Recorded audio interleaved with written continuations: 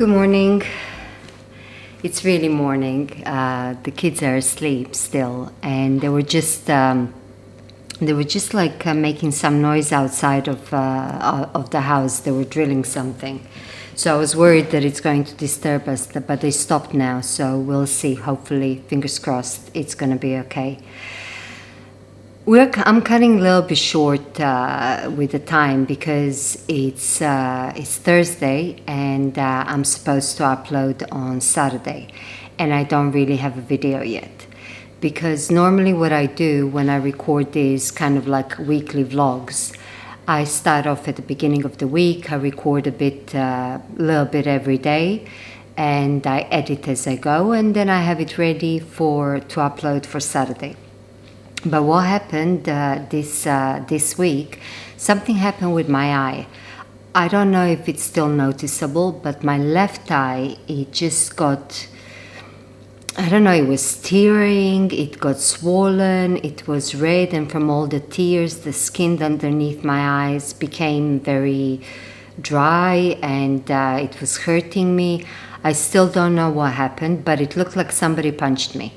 And did something bite me, an insect, a spider, or was it an allergy?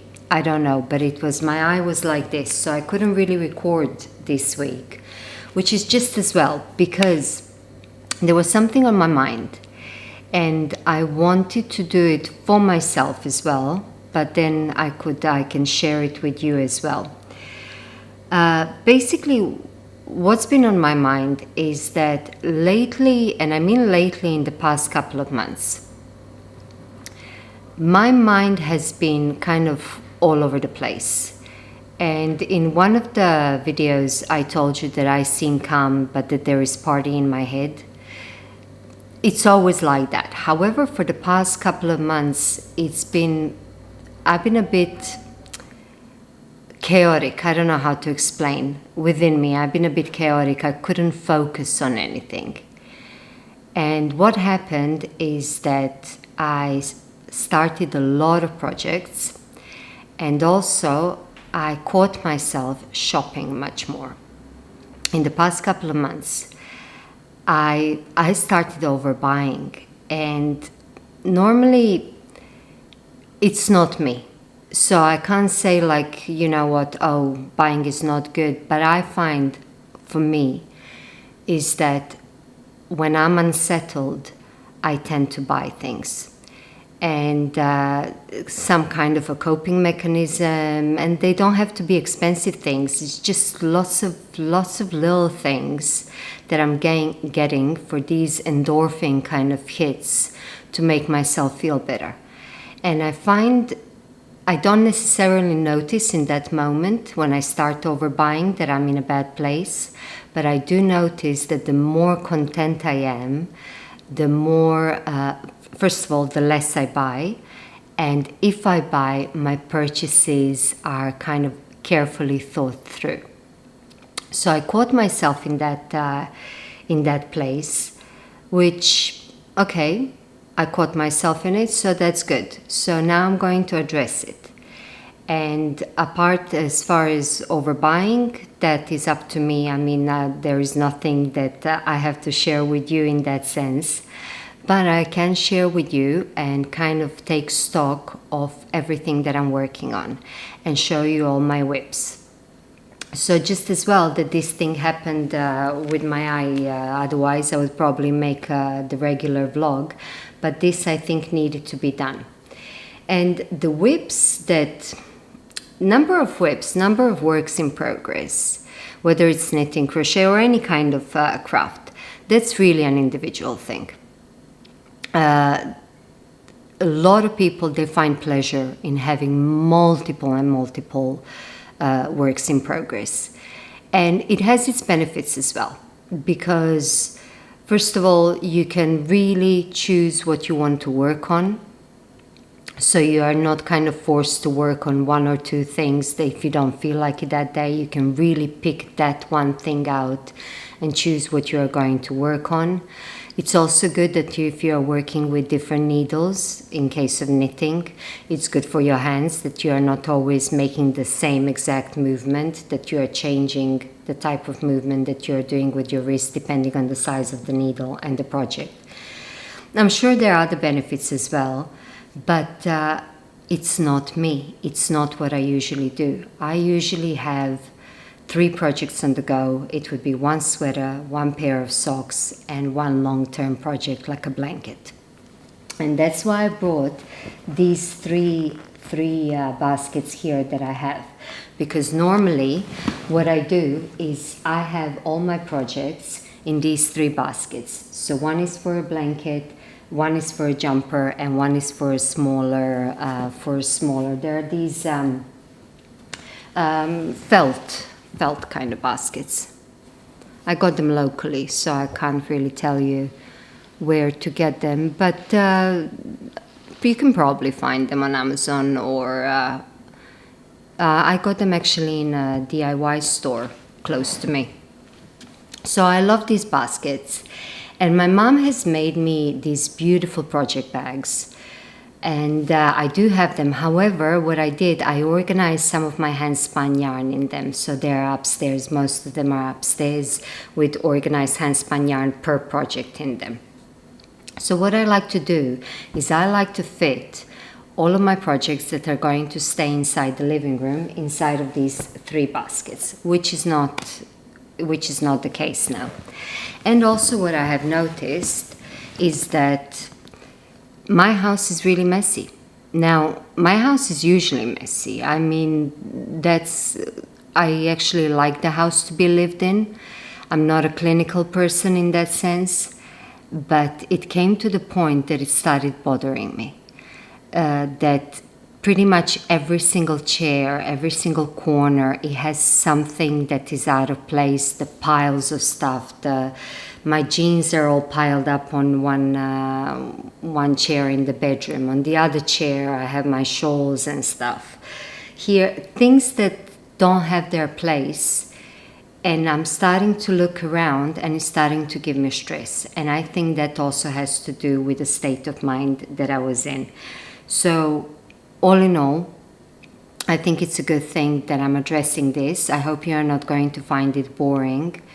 But I thought I'd share, the good, the bad, and the ugly with you as well. It's not only having fun and making passion-fruit gin and tonics.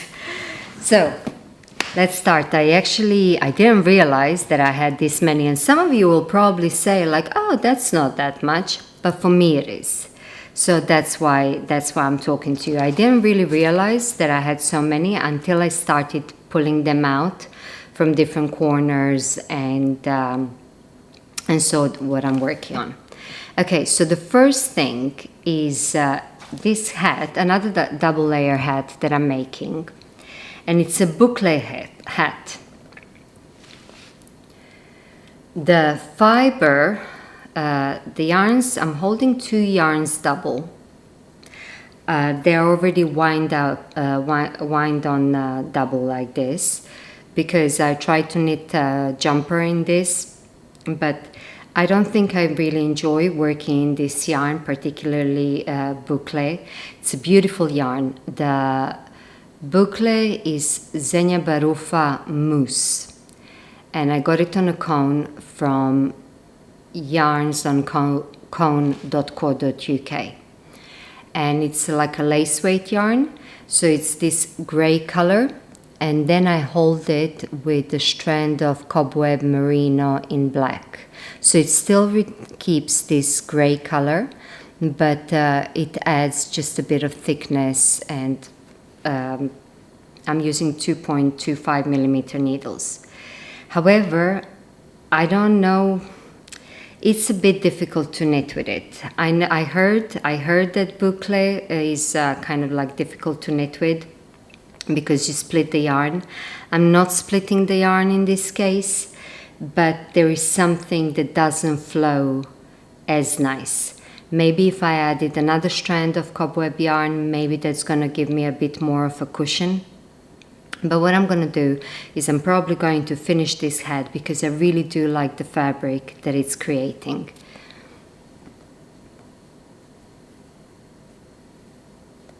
A pillowcase in this would be really, really nice. So maybe when I finish this, if I finish it, but I think I will slowly, a bit here and there. It's a hat. Maybe when I finish this, maybe I'm going to try to knit a pillowcase but hold another strand of cobweb, or maybe weave a pillowcase. I don't know if I weave it, am I going to lose that boucle, that kind of seamless that you cannot really see the stitches. I'll show it to you again. It's really pretty. So that's the first thing that I'm showing you, and I usually have it next to my computer table there, that when I'm looking at the charts I just kind of pick it up and I do a few rows here and there. Another hat that I'm working on is for my brother-in-law for Christmas. So I think I mentioned that I bought for a lot of people this year. I bought because I tend to plan my Christmas gifts and birthday gifts ahead of time, like throughout the year, to buy them. So I bought scarves, beautiful scarves, for, I don't know, I think I have like 6 or 7 scarves that I'm going to give. I think one for my sister, one for her husband, for my niece, my nephew, and for all of them I'm knitting a hat to go along with it. I didn't really have time to weave. I don't really have time to weave or to knit them scarves as well, but that's okay. These are really nice, and when I finish the hats I'm going to show you how I'm doing the pairing. And most of them are plaid, so I'm choosing 1 or 2 colors from that plaid particular scarf that I got, and I'm trying to match it with a hat. So for my brother-in-law, it's in brown shades and beige as well. So the hats that I normally knit. And one lady asked, actually 2 ladies asked on the latest video about recipe, if I'm going to make a recipe for this, and one lady asked about maybe making a tutorial. I could, but I really don't think that you need that. Because the way that I do it, the way that I found works for me, is fingering weight yarn, but preferably sport weight. So sport weight, let's say if you have. Sport weight yarn, 3mm needles, 108 stitches. And based, like when I was telling you that I have a thing for number 4 and 8, a couple of episodes ago, also 108 is an important number in the universe, and in Dharmic religions it's a sacred number as well, so you can look that up. So sport weight yarn, depending on your tension obviously, sport weight yarn, 3mm needles, 108 stitches, and I knit a tube. Let's say if you would like to go in between men and women sizes, I would say knit a tube that is 56 centimeters long. And when you do that, just gather the top and gather the bottom like a drawstring, and you are going to have a hat that looks like muscle burr hat, but that lady has a pattern where you are increasing and decreasing on the top. I just gathered them on both sides, and I have a hat, and it works fine. You saw them in other videos. So this one, the first part, in order to be, when it's double layered, that whatever he chooses, sorry, let me lift you up a bit because I think my face is cut a bit. Okay. When he chooses to wear it, whether it's this side or the brown side or the not marl side, that whatever he folds, the brim is going to be in the other color. So whatever he chooses. So the first part is my hand spun Shetland and silk. I think it's 70% natural brown Shetland and 30% Tussar silk. And the other part is brown drop snored.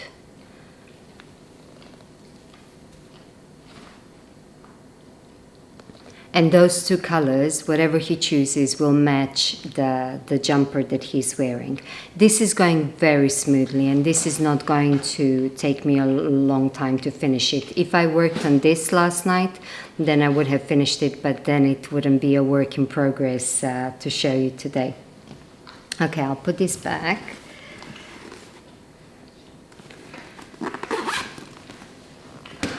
Now, the red jumper that I'm making. These bags are handbags of vegan leather, or this PU leather. But what I did, because they're perfect size, I removed the handle and they have a zip, so I use them as project bags. My mom's bags, as I told you, they're upstairs and they're storing my handspun collection. So this is the red one, the red in and out raglan that I'm making. I split for the sleeves.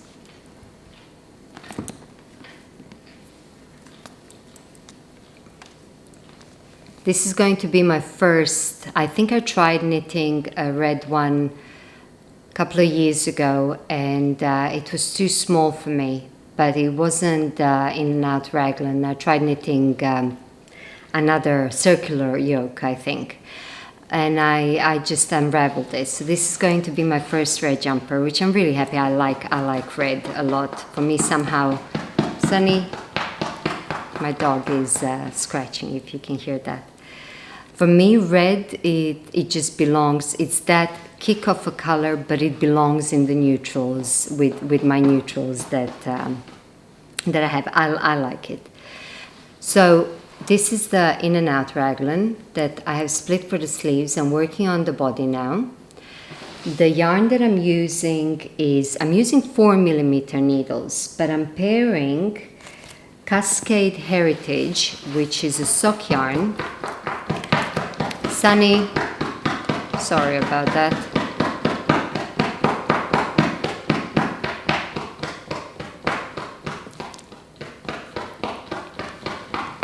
Sunny. Okay, so I don't know if I'm going to edit this or keep it as is. So I'm using Cascade Heritage, which is 75% superwash merino and 25% nylon.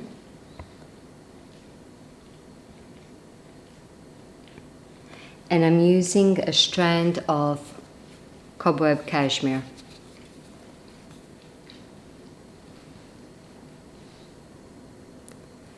And it's giving me, even though this is cobweb and not lace weight, somehow it's giving me gauge that I can use a 4mm needle. Now, I don't normally knit with, I'm talking to you a bit more in detail about these projects that I'm doing, the things that I'm working on, which I don't normally do, but I figured if this is the video now where I'm showing you all my whips, I might as well, so also for me and for you, so you can hear in detail what fibers I'm using and what models. So normally I don't knit in superwash yarn. I prefer the feel of the non-superwash. However, there is something to be said about the drape of the superwash and how beautifully it lies. Because I bought that Fleurville that I knitted, the purple jumper that I showed you, the green one that I'm going to make for myself in the latest video. So I have the purple one, and it just flows beautifully. It just rests somehow differently than the non-superwash yarns do. So it's still, my preference is non-superwash, but there is something to be said for superwash, and I'm not going to negate it anymore. I think I'm going to expand more into trying superwash. I don't know if I'm going to do it single-stranded or keep it like this with pairing with mohair or with a strand of cobweb cashmere or cobweb merino. Tell you what, I'm going to stop you and I'm going to kick my dog out because she's walking around and I think she's making lots of noise. Give me a sec. Okay. Normally the noise that she's making, it's nothing. But because the house is so quiet and I switched everything off, so the house is so quiet and she's right behind the camera. So when she's scratching or whatever it is, whatever she's doing, it creates, at least for me, it sounds really loud. So that would be number 3. And my little thing is falling apart now here. This is what stayed from the first fall. And when I knitted a jumper, again, cobweb cashmere, and held fingering weight yarn Drops Flora, I used less than 200 grams of Drops Flora. So this is my first skein, and I have another skein, so that should be enough. And if it's not enough, I don't mind 3/4 sleeves. In fact, I actually prefer 3/4 sleeves. I like how it looks. I like the bracelets to show. So like bracelet sleeve. So I'm going to finish it and then separate the leftover yarn into 2 parts and then knit the sleeves, basically how much yarn I have left. Okay, next. Jumper again. This is this fade jumper that I'm making out of my hand spun yarn. And I haven't really been working on this much now because it's really thick and really, really warm.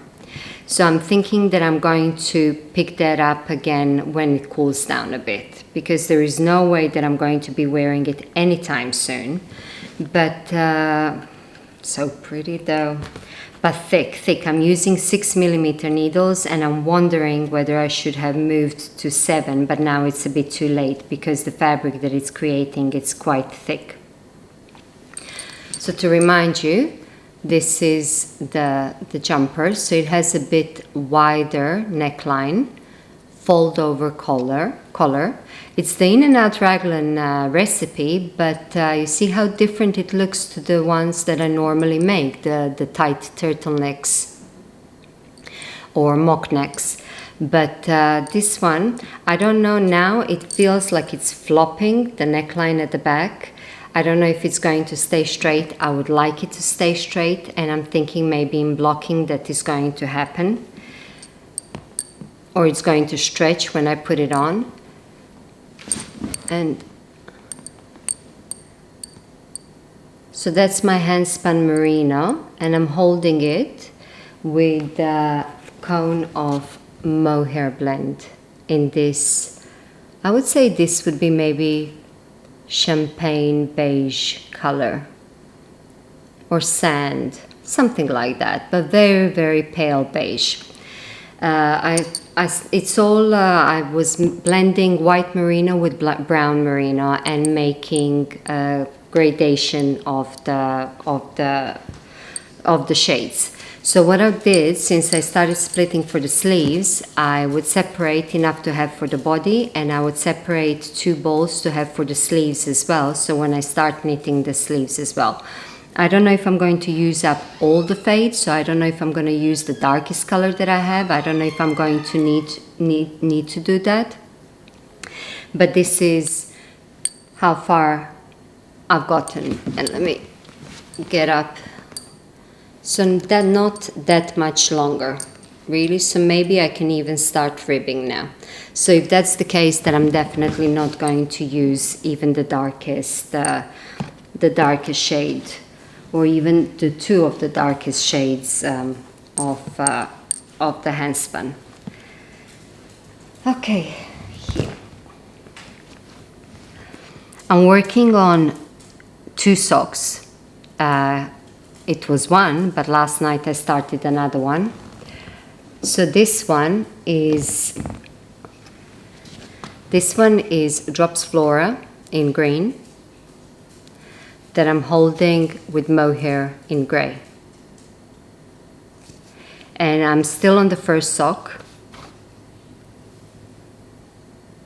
Chowgu needles 2.25 millimeter, 56 stitches. It's individual, so it really depends on you how your gauge and how tight you want the fabric to be, but this is how I do because this becomes kind of like sport weight yarn. And when I do sport weight with drop snort or like this, by combining the two together, because this mohair is much thinner actually than the other mohairs that we normally use, and this mohair has polyamide inside. And I got this one from yarnsfromitaly.com. And Drops Flora I got from Winnie the Wool Wagon in Italy. So I made this combination already a few times, and I made it for my son, especially when he was in the army, because they're really warm to have in winter months when he's doing guard duty. So he wore them in his army boots, you know, and they're walking and all. And they held up really well, considering the Drops Flora doesn't have any nylon in it. This mohair does, but Drops Flora doesn't. And what happened is that they just felt it at the bottom, which kind of created even more sturdy fabric. So I'm not shying away from using now yarn without any nylon in it, possibly to hold it with mohair. But for now I have tried only Drops Flora. I have some other yarns that I would like to try as well, but for now this one, and I'm happy with how they're holding up. So that's this is only the first sock. And last night I started another sock. I wanted some color, and it's Drop Snort, but I have 2 balls of this yellow Drop Snort, and this is the color 18.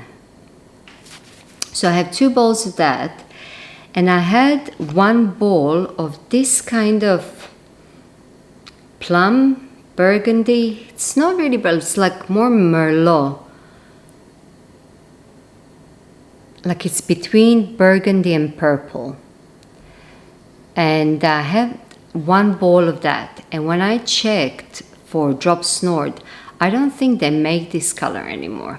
So since I had 1 ball, and it's a beautiful color, since I had 1 ball of it only, and I can't make, they come in 50 gram balls, I can't make 2 pairs of socks from 50 grams, then I thought I'm going to do cuffs, heels and toes in this color, and the body of the sock to do in this yellow, this kind of corn yellow. You see, with socks, I experiment with color, and the color brings me joy. It's just the things that I like to wear and to work on longer periods of time, that needs to be neutrals. Then otherwise, color stresses me out. But this is what I got last night.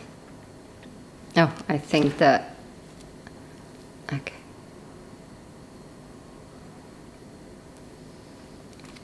So those are the socks. The garter scarf. I started another garter scarf, which is again the combination, that ball that I have, it's here, the ball that I usually have on my coffee table in front of me.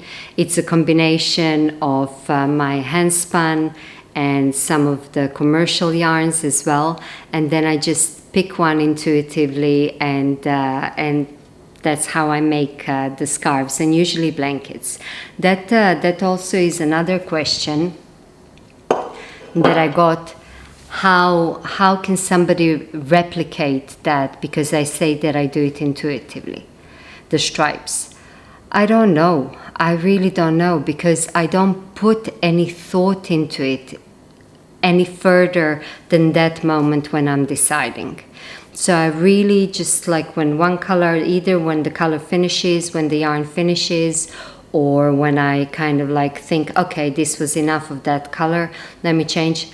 It's in that moment that I look at the ball and I decide which one I want, and I take it. So I don't have any kind of process to give you. I'm sorry for you to replicate it, whoever asked that. But try that. Who knows? Maybe your intuitive, maybe your intuition is also going to guide you, and you can create something that is very unique to you. So the garter scarf that I started, I want to do it in brown and gray shades. And this is what I have so far.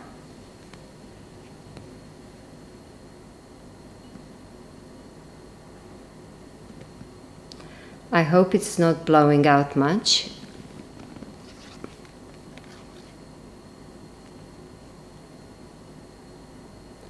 So this is mostly hand spun, and now I just introduced drop spooner in this dark brown, like mousse brown.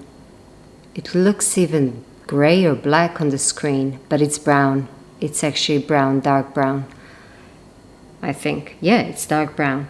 So I started introducing that one. And drop spooner is 100% alpaca, and it's very similar to Sugar Baby alpaca from Wool and the Gang, which I love. But I didn't buy them for a very long time, Sugar Baby alpaca, because I still have quite a bit of stash from them from earlier. So this is what I have, and that is kind of usually my nighttime knitting, although last night I have knitted on that sock. I'm finding really strange that I'm just sitting here and talking, which is a traditional kind of podcast, and I find that I feel like, oh, am I boring? I mean, sometimes I even like when I edit the videos, and when you're listening to yourself over and over again and seeing your face, there comes a point that you say, oh God, I'm just sick of looking at my face and hearing my own voice. I bore myself. But now it's just sitting and talking to you for the whole video. I don't know, I feel a bit awkward because that's not what I usually do. So there's the garter scarf that can go down here. There is a triangle shawl. We're actually at the end almost. So I told you that I'm not a fan of triangle shawls, and I started a while ago making, because I don't like those triangle shawls that I would wrap around me, because that bit kind of reminds me of a bib. But I did want to have one triangle shawl that you would wear like grandmothers would wear, grandma style triangle shawl. And I started knitting it out of my hand spun, but I'm not enjoying it. I do enjoy the yarn, but I'm not enjoying the process of things getting larger and larger and larger and larger and larger. It's like I either like to knit straight, or at least for it to going, you know, for less and less stitches. Because this one, I mean, with jumpers, obviously, with raglan, yes, we do increase, but the moment we split for the sleeves, then it's just straight, you know, and then the sleeves are small circumference. However, starting from the bottom of the shawl, increasing like that, so it's just going to get bigger and bigger and bigger, and I'm not enjoying it enough to continue. So what I think I'm going to do, I think I'm going to reuse this yarn. I think I'm going to rip this back. I didn't go that much, I didn't make too much of it to feel sorry to rip this back, but I do love this yarn, and I want to use it for something that I'm going to enjoy knitting and wearing as well. And, you know, grandma style shawl can happen at any other time, we'll see. But let me show you yarn closer one more time. I think from what I can remember that this is a blend.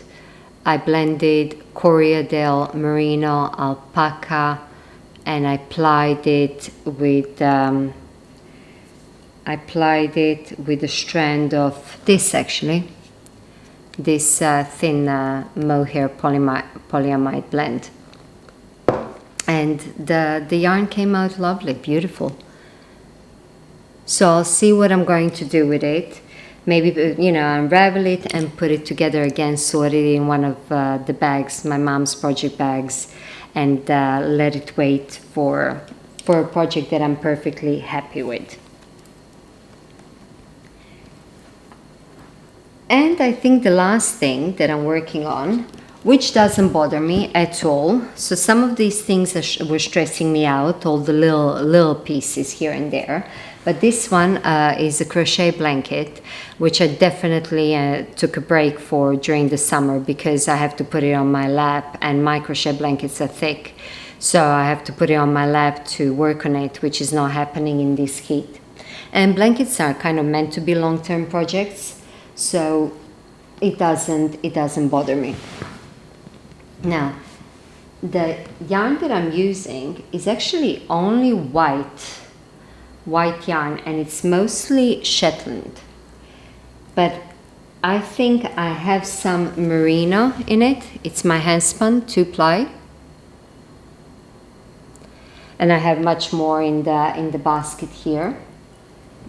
And I'm holding it, knitting it, crocheting with it, with this strand of mohair. I don't know how much you can see here, but it's actually marled, so almost like self-striping. So when I'm holding these two together, what it creates is this fabric. So the base yarn, my handspun, is only white, and the striping is created with this mohair. I just love that, like when I unravel a few stitches on crochet, it's really not a big deal. It's not like in knitting when you lose stitches. It's a bit wrinkled now because it was in that basket. So this project is not stressing me out at all whatsoever because, as I said, blankets are a long-term project and it can stay there. I have definitely enough blankets. I have made even 2 that are going to be gifts for this year, so they're all ready. So this can stay here as much as it needs to. And I'm using 5mm hook that I got. This is my favorite hook. I didn't try that many hooks, but the first time I got them, I got this from Will and the Gang. And I was very happy with the quality, and I kind of stuck with it. And for my blankets, I usually use 4.5mm needle, 4.5mm hook, which I also got from Will and the Gang, or the 5mm that I make my crochet baskets in as well. And I'm very happy with this hook. It's just a simple metal hook, but I like it. I like the feel. Okay, now you can probably hear this thing that they're working outside. They started again, just as well that we are finished. And we're finished with the projects. Guys, they're right outside of my gate, right outside. I don't know what they're doing, although I did see a water leak yesterday on the pavement. So from underneath, the water was coming out. So I think that maybe they came to fix that. So as if I needed any more projects to do, but you know that I started working with beads and making jewelry and stitch markers and all that. Well, I ordered some resin as well, epoxy resin, and it came, and I played with it last night and the night before. I love it. I don't like the messiness of it, but I love the effect that it gave me. So I'm just going to show you a few. The other ones are drying. So I made these 3 progress keepers.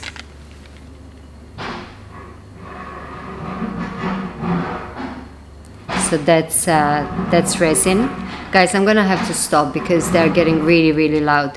Okay, and the last 2 I'm gonna show you. I have more, but for now, I'm sure you're gonna see them in other videos. This is another, which I made into actually a stitch marker. The other ones are progress keepers, but this one just has like a hoop on the top. And the other shape as well. Okay, so you know what? I'm gonna sound really, really silly if you cannot hear this thing outside because I'm rushing everything and I'm saying we have to go, but it is really loud. So I'm going to finish here.